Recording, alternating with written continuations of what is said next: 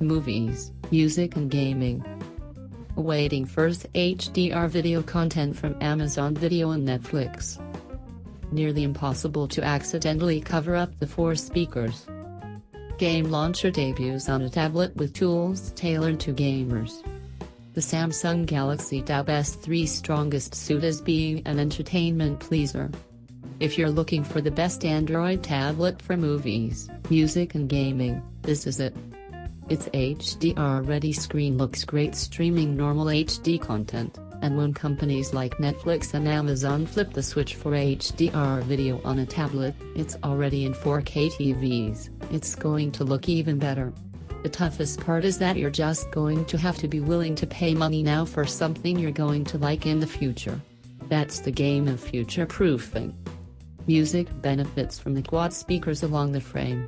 Even if they're not front-facing speakers pointed at you, the viewer, they're powerful even at a mid-range volume.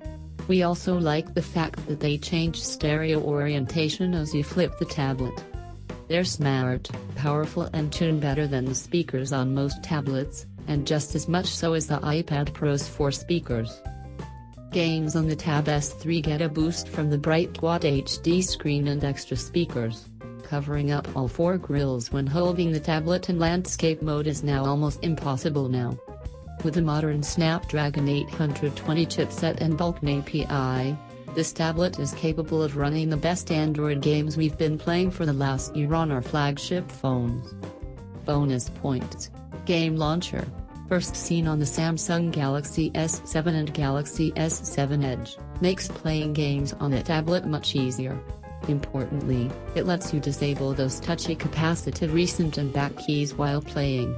You can also shut off alerts, take in-game screenshots and even record video, complete with a front-facing camera option for Let's Play videos.